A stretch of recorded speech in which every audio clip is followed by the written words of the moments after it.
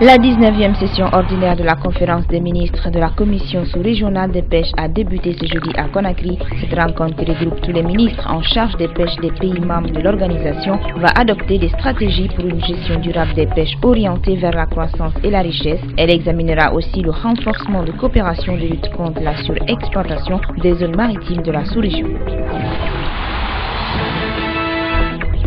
140 agents de la police et de la gendarmerie constituent désormais les brigades anticriminalité. Ils ont été déployés ce jeudi dans leurs zones respectives à travers une cérémonie de présentation aux autorités politiques du pays à Koléa, une cérémonie présidée par le Premier ministre chef du gouvernement. La commission mise en place pour réhabiliter ces bacs a installé 10 postes de bacs à Conakry, Goya et à Dubreka pour renforcer la mission traditionnelle de sécurité des unités de police et de la gendarmerie sur le terrain.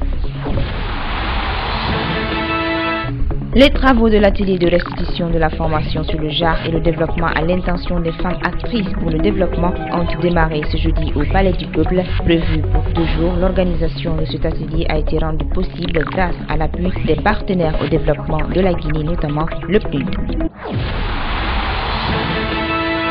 Le viol, la bastonnade, le mariage forcé, l'excision sont entre autres des pratiques dont sont victimes des femmes et filles en ce XXIe siècle. Une injustice sociale que ressort un documentaire de 2 journalistes camerounais basé sur des faits réels. Ils mettent en exergue le combat d'une avocate et d'un procureur pour la protection de cette couche vulnérable. Sister-in-law, autrement dit belle-sœur, a été projeté ce jeudi à l'ambassade américaine à l'occasion de la Journée internationale des droits de l'homme.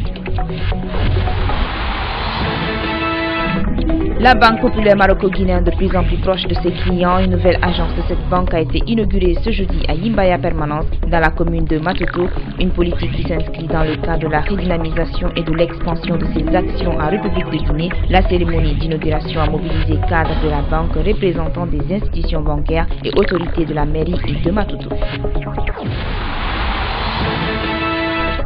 L'affaire Chantal Cole David Yumbuno est de nouveau renvoyée au 26 décembre prochain. Les débats étaient axés hier sur des exceptions soulevées par la défense dont le non-respect du délai de comparution de journalistes et des vices de forme de la procédure en cours. La défense et le ministère public ont demandé au juge de déclarer non recevable la requête de la partie civile. Cette dernière demande l'application des dispositions du Code de procédure pénale.